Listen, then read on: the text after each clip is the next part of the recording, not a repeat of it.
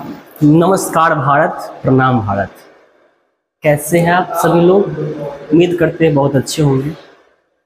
आज मैं जो वीडियो लेके आया हूँ वो स्पेशली उन विद्यार्थियों के लिए है, उन स्टूडेंट्स के लिए है जो 2024 में इंटरमीडिएट का एग्ज़ाम देना चाहते हैं, 12th का एग्ज़ाम देना चाहते हैं, चाहे वो साइंस से हो, चाहे कॉमर्स से हो, चाहे आर्ट्स से हो, क्योंकि तीनों स्ट्रीम के विद्यार्थियों को क्या है, अंग्रेजी तो पढ़ना पड़ता है। तो आज हम अंग्रेजी का वीडियो उन विद्यार्थियों के लिए लेके आए हैं जो साइंस, कॉमर्स या आर्ट्स से 2024 में बिहार बोर्ड 12th का एग्जाम देंगे। आज ये सेशन ऑब्जेक्टिव का होगा। ऑब्जेक्टिव हम लोग लेसन 1 जो है ना आपका बुक का, रेनबो का इंडियन सिविलाइजेशन एंड कल्चर, हम उसी पे बात करेंगे। आज बात करेंगे इंडियन सिविलाइजेशन एंड कल्चर पे बात करने जा रहे हैं। 1 मिनट आप लोग रुक जाइए।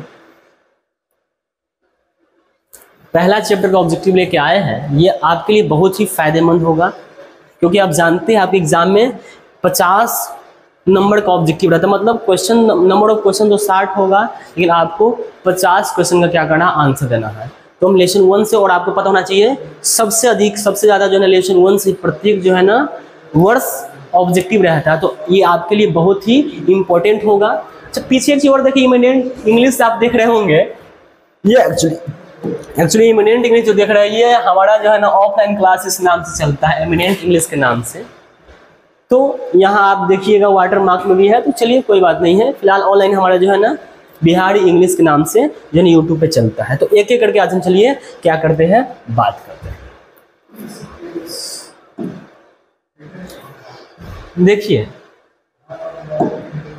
पहला क्वेश्चन क्या कहता है, पहला क्वेश्चन कहता है, 1 मिनट। पहला क्वेश्चन कहता है मोहनदास करमचंद गांधी वाज बोर्न। तो जिस बच्चे ने पढ़ा, सबसे पहले तो यदि आप इस चैप्टर को नहीं पढ़े तो अच्छे से क्या कीजिए, जा करके हमारे ये बिहारी इंग्लिश पे अवेलेबल है, लेसन 1 का पूरा टोटल जो है ना लाइन बाय लाइन क्या है रीडिंग, उसको पढ़ लीजिए। इसके बाद आप इसको स्टार्ट देखिएगा, और नहीं तो यदि आपने पढ़ा है कहीं भी तो इसके लिए इसको आप देख सकते हैं। तो देख लीजिए पहला क्वेश्चन क्या कहता है, Mohandas Karamchand Gandhi was born on, यानी मोहनदास करमचंद गांधी का जन्म कब हुआ था। तो उनका जन्म कब हुआ था, 2 अक्टूबर 1869 ईस्वी को। इसका क्या हो जाएगा, ऑप्शन नंबर सी सही होगा। 10 अक्टूबर नहीं, 5 अक्टूबर नहीं, 2 अक्टूबर 1869 को, क्योंकि हम जानते हैं प्रत्येक वर्ष है ना गांधी जयंती 2 अक्टूबर को मनाते हैं। 2 अक्टूबर 1869 को क्या हुआ था, जन्म हुआ था। सेकंड क्वेश्चन क्या कहता है, Mahatma Gandhi was died in, Mahatma Gandhi मरे कब थे, महात्मा गांधी की मृत्यु कब हुई थी। तो आपको पता है 30 जनवरी। इसका आंसर क्या हो जाएगा, ए सही हो जाएगा। इसका आंसर ए सही हो जाएगा। 30 जनवरी 1948 जो क्या हो गया था, उनकी मृत्यु हो गई थी। हालांकि चलिए आगे देखते हैं अगला क्या है। अगला कहता है, तीसरा question, Mahatma Gandhi also known as, Mahatma Gandhi अन्य किस नाम से जाने जाते हैं। तो इसका आंसर क्या हो जाएगा, हमने अंडरलाइन भी कर दिया इसमें, आप देख सकते हैं। तो इसका आंसर क्या हो जाएगा, the father of the nation, यानी भारत के राष्ट्रपिता के नाम से महात्मा गांधी जाने जाते हैं। अगला क्वेश्चन है, Mahatma Gandhi successfully use truth and non violence as the chief weapons against Khalistan. मतलब महात्मा गांधी सत्य, इसका हिंदी होगा महात्मा गांधी सत्य और अहिंसा, सत्य और अहिंसा का प्रयोग जो है ना हथियार के रूप में, अपने मुख्य हथियार के रूप में किसके खिलाफ किए थे, Indian rule, British rule, American rule और चाइनीज रूल। इसका आंसर क्या हो जाएगा, ब्रिटिश रूल, यानी ब्रिटिश को भगाने के लिए क्या किए थे इन्होंने, नॉन वायलेंस और किसका, ट्रूथ का प्रयोग किया। चलिए पांचवा क्वेश्चन क्या है, he has written his autobiography in the book खालिस्तान। यहाँ यानी इसका मतलब हुआ उन्होंने अपने जो ऑटोबायोग्राफी का मतलब होता है आत्मकथा, एक होता है बायोग्राफी, मतलब किसी की जीवनी के बारे में लिखते हैं। आप यदि कोई व्यक्ति आप मेरी जीवनी के बारे में लिखते हैं, आपके जीवनी के बारे में कोई लिखता है, उसे बोलते हैं बायोग्राफी। और ऑटोबायोग्राफी का मतलब होता है वैसा इंसान जो अपने जीवन के बारे में स्वयं लिखे, खुद लिखे, तो उसे कहा जाता है ऑटोबायोग्राफी। उसी प्रकार से यह क्वेश्चन है कि महात्मा गांधी ने अपने ऑटोबायोग्राफी यानी आत्मकथा खुद के बारे में किस किताब में लिखे थे, उस किताब का क्या नाम था? तो उस किताब का नाम दोस्तों था माई एक्सपेरिमेंट्स विथ ट्रूथ, यानी मेरा प्रयोग सत्य के साथ। इसी प्रकार से क्वेश्चन नंबर 6 क्या कहता है, इन दिस चैप्टर, इस चैप्टर में गांधी जी टॉक्स यानी गांधी जी बात करते हैं about the sound foundation of Khalistan culture, यानी जो इंडियन सिविलाइजेशन एंड कल्चर है, उस चैप्टर में गांधी जी किस चीज की बात करते हैं? साउंड फाउंडेशन का मतलब यहाँ पे हो जाएगा मजबूत नींव, यानी किस चीज के, किस सब कल्चर मतलब संस्कृति, यानी किस संस्कृति के मजबूत नींव की बात करते हैं। इस चैप्टर में इंडियन सिविलाइजेशन और कल्चर वाले चैप्टर में गांधी जी किस कल्चर के मजबूत नींव की बात करते हैं, मजबूत फाउंडेशन की बात करते हैं? इसका आंसर क्या हो जाएगा?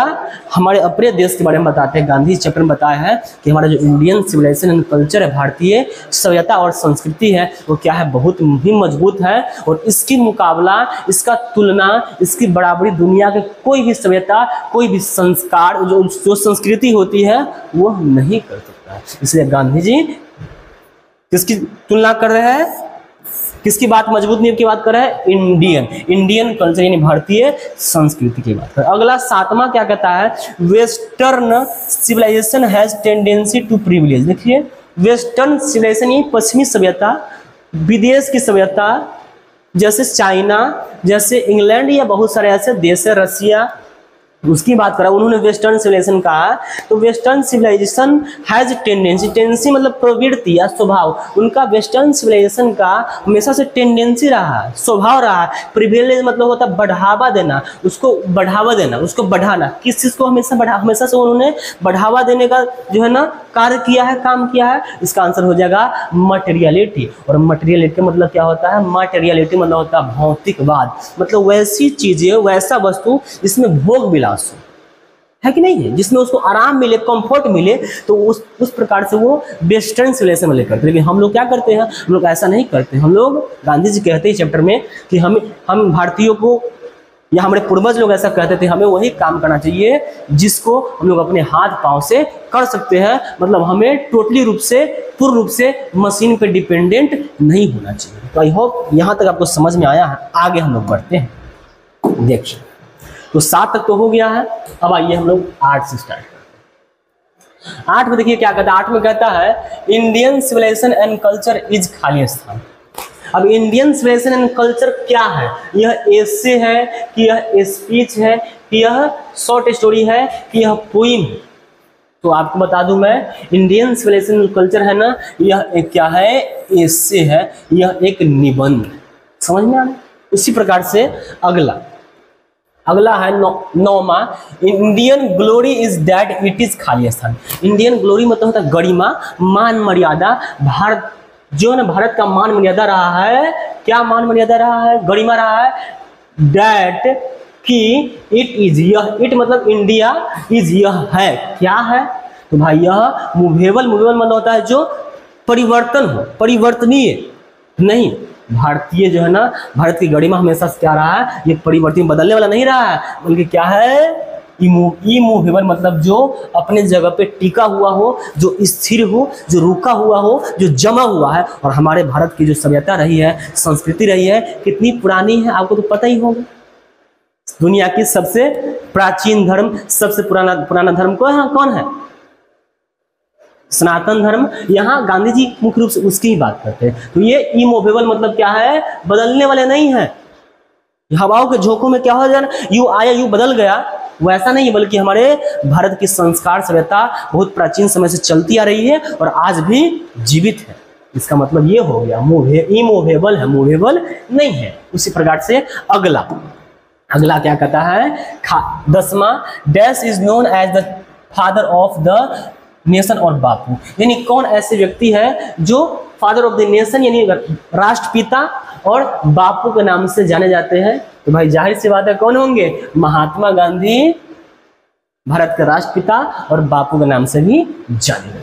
अगला 11 नंबर क्वेश्चन है, खाली स्थान यानी dot dot dot was a spiritual leader than a politician. कौन ऐसे व्यक्ति थे जो एक राजनीतिज्ञ, पॉलिटिशियन मतलब राजनीतिज्ञ, और यहाँ स्पिरिचुअल मतलब क्या होता है, आध्यात्मिक, लीडर मतलब नेता। यानी कौन ऐसे व्यक्ति थे जो राजनीतिक नेता से, राजनीतिज्ञ से ज्यादा क्या थे, आध्यात्मिक नेता, आध्यात्मिक नेता थे। आध्यात्मिक का मतलब होता है जो अध्यात्म से जुड़ा हुआ है, जितने भी ग्रंथ होते, पवित्र ग्रंथ, उसमें विश्वास करना, उनके जो है ना बताए गए जितने भी चीजें होती उस पर चलना। तो जो गांधी जी थे, आप जानते होंगे कि वो एक नेता तो थे ही, लेकिन एक राजनीतिक तो थे ही, और राजनीतिक ज्यादा क्या थे, वो आध्यात्मिक नेता थे। राजनीतिक नेता से ज्यादा क्या थे, आध्यात्मिक नेता थे। इसलिए इसका आंसर क्या हो जाएगा, इसका हो जाएगा एम गांधी, यानी महात्मा गांधी ऐसे थे जो एक पॉलिटिशियन से ज्यादा क्या थे, स्पिरिचुअल लीडर थे। चलिए आगे हम लोग बढ़ते हैं, सॉरी इसको स्क्रॉल करना है। तो 11 तक हो गया है, अब हम लोग आते हैं 12 में। आइए 12 क्या कहता है, according to Gandhi ji the rich are often seen to be unhappy and the poor seen to be, खाली स्थान दिया हुआ है। तो मतलब इसका मतलब हुआ कि गांधी जी के अनुसार जो अक्सर धनी लोग होते हैं वह अनहैप्पी देखे जाते हैं, वह नाखुश देखे जाते हैं। जितने धनी हैं वो नाखुश देखे जाएंगे। भाई इतना बड़ा बिल्डिंग है, इस घर में ताला मारना है, उस बॉक्स में ताला मारना है, इधर ये करना है, उधर ये करना है, पूरा परेशान, एकदम रात भर नींद नहीं आती है, और सोते वक्त भी, सोने के बाद भी दिमाग में हमेशा चिंता बना रहता है, कोई चोर तो इधर से उधर नहीं कर, छोटा भी एकदम आवाज, थोड़ा सा आवाज हुआ तो उसको पता हो जाता है, लगता है वो चोर तो नहीं आ गया। इसलिए जो धनी होते हैं गांधी जी के अनुसार वो अनहैप्पी देखे जाते हैं, लेकिन जो गरीब होते हैं वो क्या देखे जाते हैं, भाई वो देखे जाते हैं क्या, हैप्पी देखे जाते हैं गांधी जी के अनुसार। फिलहाल आप लोग का तो अलग विचार होगा, आप लोग तो भाई एकदम मॉल हॉल में जाना पसंद करते होंगे, अच्छी बात है। चलिए अब देखिए, आइए आगे 13 नंबर क्वेश्चन नंबर 13 क्या कहता है, my experiments with truth has been written by, यानी माई एक्सपेरिमेंट जो विद ट्रूथ जो किताब है वो किसके द्वारा लिखा गया है, इसका आंसर क्या हो जाएगा, महात्मा गांधी। अभी तो इसकी चर्चा किए भी थे। अगला question, the people of Europe learn their lesson from the writing of the man of Khalistan, मतलब जो यूरोप के लोग हैं उन्होंने लर्न मतलब सीखा, या सीखते हैं, लर्न मतलब सीखते हैं, देयर लेसन अपना जो है सबक सीखते हैं। वो कुछ गलती कर गए उसकी बात कर रहा है, वो सबक सीखते हैं किससे, तो किससे सबक सीखते हैं, the writing of the man of, यानी किस इंसान से सबक सीखते हैं। यदि पूरा चैप्टर में दिया गया है कि कुछ ऐसी गलती जो ग्रीस ने किया था, जो रोम ने किया था, उस गलती से उस यूरोप के लोग क्या करते हैं, सीखते हैं कि ऐसा गलती फिर भविष्य में हम लोग नहीं करेंगे। तो इसका आंसर क्या हो जाएगा, ग्रीस, या ग्रीक भी हम इसको कहते हैं, या इसको रोम, ग्रीक और रोम। चलिए 15 नंबर, the mind is a restless word, खाली स्थान, the more it gets the more it wants. सबसे पहले इसको समझिए, इसका पूरा लाइन है, बड़ा अच्छा जो है ना समझिए फ्रेज है, the mind is a restless word, यहाँ बर्ड हो जाएगा, आंसर भी यहाँ पे देख लीजिए बर्ड हो जाएगा, the more it gets the more it wants. ये बड़ा सुंदर हमको इस चैप्टर में सबसे बढ़िया जो हमको, हालांकि सब कुछ गांधी जी का कहना ही तो अलग था, उनका बोलने का, बताने का जो लहजा ही अलग था, क्या उनके पास ज्ञान था, फिर भी यहाँ the mind is a restless word, the more it gets the more it wants का मतलब हो जाएगा जो हमारी माइंड है, जो मस्तिष्क है, ये एक बेचैन चिड़िया की तरह होती है। इसको जितना क्या है ये इसको प्राप्त होता है, उतना ज़्यादा यह और भी चाहता है। सही बात है। जैसे एक चिड़िया एक डाली पे सही से 2 मिनट तक जो है ना बैठ नहीं सकता, फुदक इस डाली से उस डाली, उस डाली से उस डाली, उस प्रकार से हमारा मस्तिष्क भी ऐसा है। यदि इसको एक चीज़ की क्या होती है, पूर्ति होती है, फुलफिलमेंट हो जाता है, तो फिर क्या होता है, दूसरा चीज़ के लिए तैयार हो जाता है। हमें ये मिल गया, हमें ये चाहिए, हमें ये चाहिए, ये चाहिए। तो ये एक चीज़ मैं बताऊँ, ये तो अच्छी चीज़ें हैं, लेकिन एक चीज़ है कि आप क्या चाहते हैं। जैसे हमें पढ़ाई करना है, हमें ज़िंदगी में तरक्की करना है, ये अच्छा चीज़ है, ये होना चाहिए। लेकिन कुछ लोग होते हैं समाज में जो दूसरे लोगों को क्या है टांग खींचते हैं, तो ये नहीं होना चाहिए, है कि नहीं। तो यहाँ गांधी जी उस सेंस में बोले हैं कि भाई दूसरे को देखकर जलना नहीं है। चलिए आगे बढ़ते हैं। अगला क्या है, आगे हम लोग आते हैं। तो हम लोग 15 तक कर लिए हैं, अब 16 में आते हैं। 16, I am not a hater of खाली स्थान महात्मा गांधी फॉर आई। यहाँ आई किसके लिए प्रयोग किया गया, महात्मा गांधी के लिए। महात्मा गांधी कहते हैं I am not hater of. Mahatma Gandhi इस चैप्टर में क्या कहते हैं, किससे हेट नहीं करते हैं, इसका हो जाएगा वेस्ट, यानी पश्चिमी से वो घृणा नहीं करते, नफरत नहीं करते हैं। अगला question number 17 the world famous arctic civilisation was in Khalistan. इस चैप्टर के अनुसार दुनिया का सबसे अर्टिक यानी सबसे ऊपर हाई लेवल का सिविलाइजेशन किस देश में था? इसका आंसर क्या हो जाएगा? ग्रीस। यानी ग्रीक में एक समय था जब दुनिया की सबसे सुंदर सभ्यता क्या थी? ग्रीस में थी। उन्होंने इतना तक इतना मशीन बना लिया, इतना डेवलप कर लिया, टेक्नोलॉजी बढ़ा लिया कि भाई क्या हो गया, उसकी फिर से सभ्यता की क्या होगी? तहस नहस होगी। इसलिए यहाँ ग्रीस हो जाएगा। अगला है question number 18, plain living and high thinking is the motor of a खालिस्तान फिलोसफर। गांधी जी चैप्टर में बताए हुए हैं कि प्लेन लिविंग यानी सदा जीवन, हम लोग सुने बहुत बार सुने होंगे, सदा जीवन और उच्च विचार। प्लेन या यहाँ पे सिंपल भी कर सकते हैं, simple living and high thinking या plain living and high thinking. यह मोटो किसका था? ये गांधी जी अपने चैप्टर में बताए हुए, लेकिन ये मोटो जो क्या था? एक वेस्टर्न फिलोसफर का था, एक बहुत बड़े ज्ञानी इंसान थे, नाम चर्चा नहीं किया गया है। तो वो कहते थे plane living and high thinking, हमारा जो सदा जीवन, जीवन सदा लेकिन विचार कैसा? कुछ होना चाहिए। हालांकि आज दुनिया क्या हो गया? उल्टा हो गया, दिखावा ज्यादा करता है और जेब क्या होता है? खाली होता है। चलिए अब हम लोग आते हैं, अब हम लोग आते हैं किसमें? 19 में। The value of Khalistan is glittering even today. किस चीज की वैल्यू जो है ना आज भी ग्लिटरिंग मतलब चमक रही है, एकदम जो है प्रकाशमय है। तो जाहिर सी बात है इंडियन सिविलाइजेशन, भारतीय सभ्यता के क्या है? जो ग्लिटरिंग है, जो वैल्यू है, वो क्या आज भी चमक रही है। और देख रहे हैं आज इंडिया कितना तरक्की कर रहा है, दुनिया भी इंडिया के कायल हो गए, दीवाने हो गए हैं। और बाकी इंडिया क्या क्या नहीं कर रहा है ना? शिखर समिट हो गया, इसके बाद वर्ल्ड कप भी हो रहा है और बाकी बहुत सारी चीजें हो रही है। चलिए क्वेश्चन नंबर 20 क्या कहता है? Indian civilisation as describe by me, यानी गांधी जी जैसे डिस्क्राइब किया है, has been so describe by, यानी इसका मतलब हुआ गांधी जी कहते हैं कि जिस प्रकार से भारतीय सभ्यता को मेरे द्वारा डिस्क्राइब किया गया, व्याख्या किया गया है, उसी प्रकार से किसके द्वारा इसका व्याख्या किया जाएगा? तो इसके जो समर्थक होंगे, इसके जो इट्स वोटरीज का मतलब होता है भारतीय सभ्यता को समर्थन करने वाला, भारतीय सभ्यता को क्या करने वाला? उसको साथ देने वाला जो होंगे, वो भी उसी प्रकार से बताएंगे जैसे मैं बताया हूं, गांधी जी का कहना। चलिए आइए हम लोग आगे आते हैं।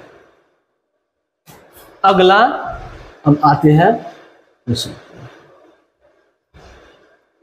देखिए अगला क्या कहता है? Indian civilization and culture has been written by, तो ये क्या हो जाएगा? ये हो जाएगा महात्मा गांधी। अगला है फराओज, इसको क्या पढ़ेंगे? Pharaohs we are ruler of the ancient, इसका आंसर हो जाएगा इजिप्ट हो जाएगा। फराओज जो है ना प्राचीन में किसका जो है ना रूलर था, शासक था? ये इजिप्ट पे क्या करता था? शासन करता था। खालिस्तान we are rulers of Egypt. फिर यहाँ क्या हो जाएगा? उल्टा हमने पूछ दिया है, यहाँ पे क्या हो जाएगा? कजार्स हो जाएगा। कजार्स वहाँ कुछ ऐसे थे, कजार्स एक जो है राजा का जो है ये था, उसके बारे में बताया गया है। क्वेश्चन नंबर 14 देख लीजिए क्या कहता है? Given is associated with, given किसके साथ एसोसिएटेड है? तो एसोसिएटेड मतलब व्यवस्थित है, ये ग्रीस के द्वारा है। अगला है क्वेश्चन नंबर 25 क्या कहता है? देख लीजिए, civilization is the state of development of a खालिस्तान। जो सभ्यता है वह किस चीज का डेवलपमेंट, सभ्यता में किसका विकास होता है? भाई जाहिर सी बात है उसमें किसका विकास होता है? उसमें पीपल का विकास होता है, मानव का विकास। सभ्यता का संस्कृति, सभ्यता तो भाई इंसान से जुड़ा हुआ है। हम इंसान है तो धर्म है, इंसान है तो सभ्यता है, इंसान है तो क्या है? संस्कृति है। इसलिए सभ्यता क्या है? इज द डेवलपमेंट ऑफ, यानी सभ्यता का डेवलपमेंट, किसी भी सिविलाइजेशन का डेवलपमेंट मीन्स क्या? पीपल का डेवलपमेंट, इंसान का डेवलपमेंट। चलिए 26 नंबर, आवर एंसेस्टर्स, आवर एंसेस्टर्स यानी फॉर फादर। एंसेस्टर का मतलब क्या होता है? पूर्वज होता है, या फॉर फादर मतलब क्या होता है? पूर्वज होता है। तो our ancestor did not invent machinery because, हमारे पूर्वजों ने, हमारे दादाओं परदादाओं ने मशीनरी का आविष्कार नहीं किया। क्यों? बिकॉज यानी क्योंकि क्या हो जाएगा?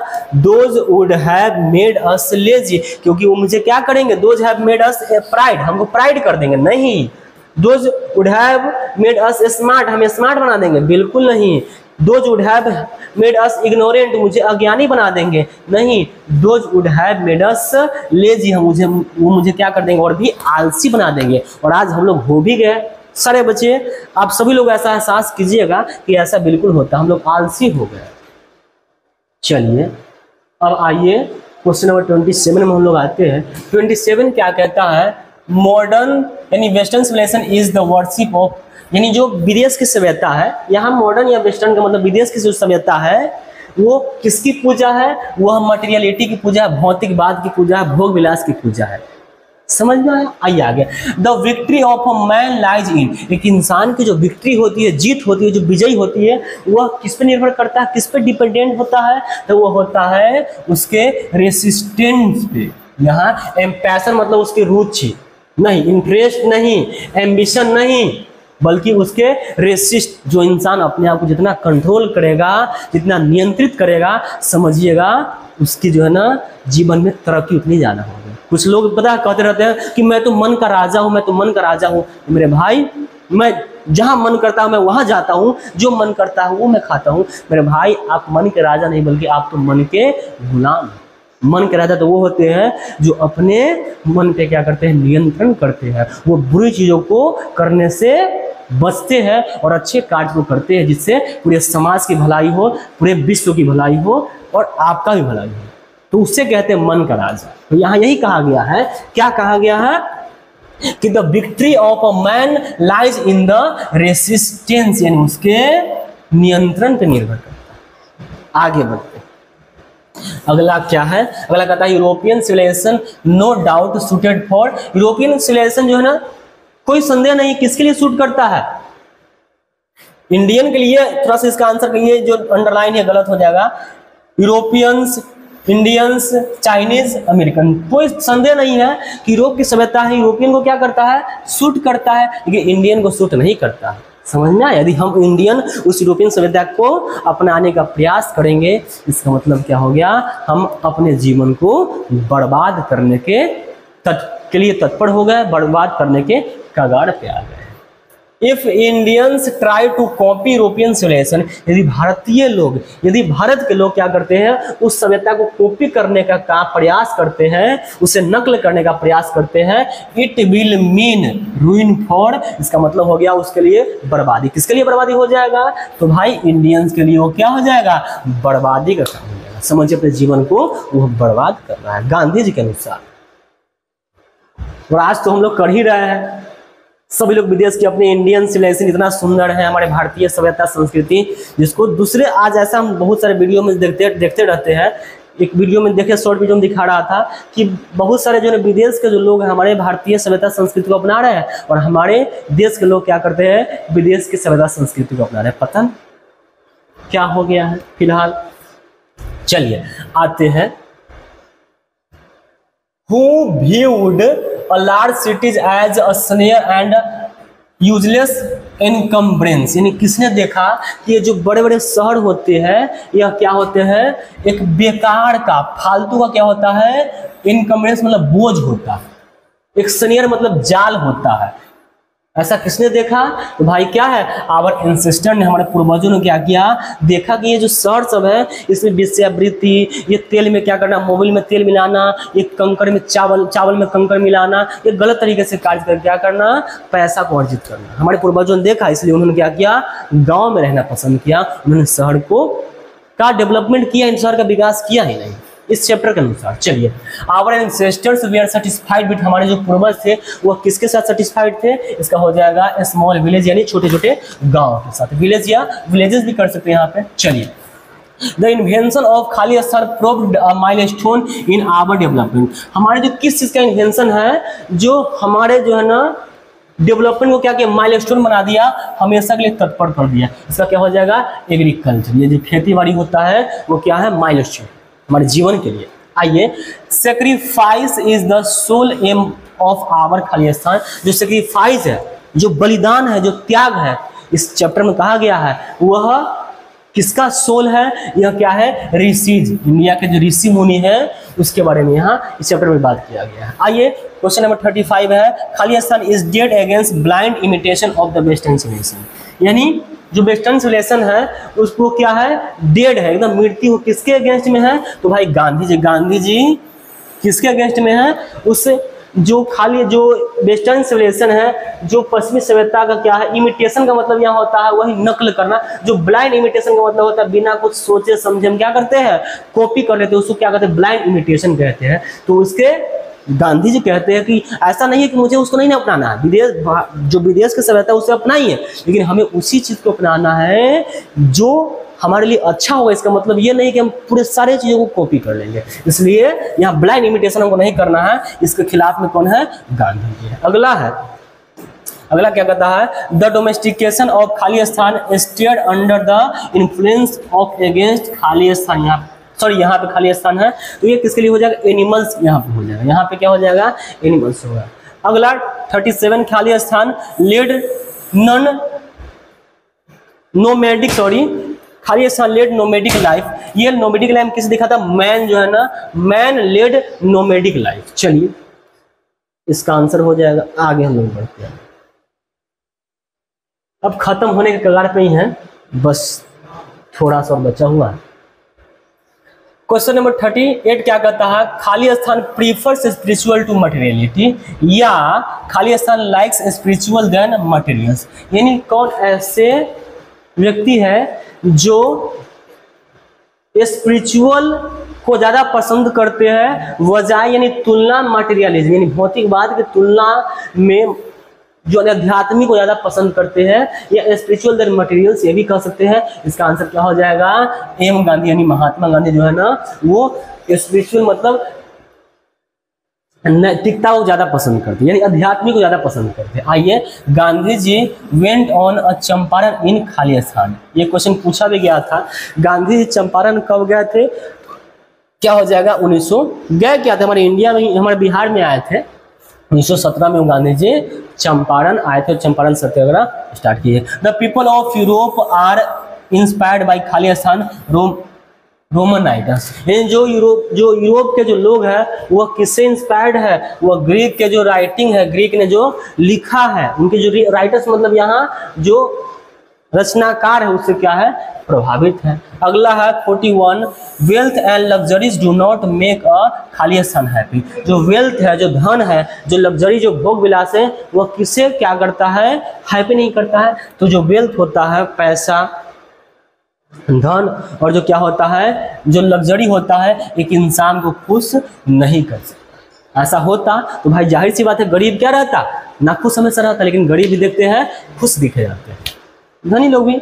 चलिए 42 क्वेश्चन नंबर क्या है, some of the immediate and brilliant result of modern civilisation are Khalistan to resist. यानी सम ऑफ द इमीडिएट मतलब जल्दी वाला, एंड ब्रिलियंट मतलब शानदार, यानी कुछ जो वेस्टर्न सिविलाइजेशन यानी जो विदेश की सभ्यता है, उन्होंने कुछ ऐसे चीज बनाया है जिसको देख के आप क्या करेंगे, आपको मन करेगा कि मुझे अभी चाहिए, मुझे अभी प्राप्त करना है, लेकिन ना बाबा ना, वो आपके लिए घातक साबित हो सकता है। ये मैं नहीं कहता हूँ, ये गांधी जी कहते हैं इनके अनुसार। तो क्या हो जाएगा, टू मैडनिंग। इसका मतलब क्या हो जाएगा, यानी पागल कर देने वाला। यानी विदेश की सभ्यता जो मॉडर्न सिविलाइजेशन है, कुछ ऐसे आविष्कार किया है जो आपको देखने के बाद क्या कर देगा, पागल कर देगा, मुझे चाहिए, लेकिन आपको वो है आपके लिए बहुत ही घातक आपके लिए साबित हो सकता है, होगा ही, हो क्या सकता है, गांधी जी कहते होगा ही। चलिए अब इसके बाद अगला क्या है, अंतिम है, our forefather dissuaded us from Khalistan. यानी हमारे जो पूर्वज है, डिसवेड मतलब होता है रोकना, अपने आप को रोकना, अस मतलब हम लोग को, हमें क्या कर सकते हैं, हमें रोकते हैं। किस चीज से रोकते हैं, तो भाई लग्जरीज एंड प्लेजर, यानी जो भोग विलास की जो चीजें होती है, जो एकदम उसी में लगे रहना, उससे हमारे पूर्वज क्या करते हैं, रोकने का काम करते हैं। वो अपने आप को उन्होंने, और our father dissuaded us from, हमारे पूर्वज ने हमें किस से रोका, तो लग्जरीज एंड प्लीजर से रोका। चलिए आइए देखते हैं। चलिए आई होप आपको ये वीडियो समझ में आया होगा और आपके लिए ये बहुत ही कारगर साबित होगा। यदि इसको आप अच्छे से कर लेते हैं तो मैं आपको गारंटी देता हूं कि इससे ज़्यादा रिलेशन 1 से कोई भी क्वेश्चन पूछा जाता है तो इससे ज़्यादा आपको ऑब्जेक्टिव नहीं आएगा। इसलिए आप इसको क्या करेंगे, अच्छे से कर लीजिएगा, देख लीजिए पूरा। तो ये आपका जो है ना लेसन 1 का टोटल ऑब्जेक्टिव है। यहाँ हमने क्या किया, एक एक तह से क्या किया, ऑब्जेक्टिव को निकाल करके एकदम टोटली तरीके से आप लोगों के लिए पूरा एकदम मेहनत करके इस ऑब्जेक्टिव को उन्होंने क्या किया है, तैयार किया है। तो आई होप ये ऑब्जेक्टिव आपके लिए अच्छा साबित होगा, कारगर साबित होगा। और लेसन 1 फिर से मैं गारंटी आपको देता हूँ, मैं आपको आश्वासन देता हूँ, मैं आपको अश्योर करता हूँ कि यदि आप लेसन 1 से इतना ऑब्जेक्टिव पढ़ लेते हैं तो इसके आगे कोई भी ऑब्जेक्टिव नहीं रहेगा। चलिए ठीक है, फिर हम लोग लेसन 2 जो है ना, भारत इज माई होम, उसके ऑब्जेक्टिव के साथ मिलते हैं। फिलहाल के लिए बाय, नमस्ते।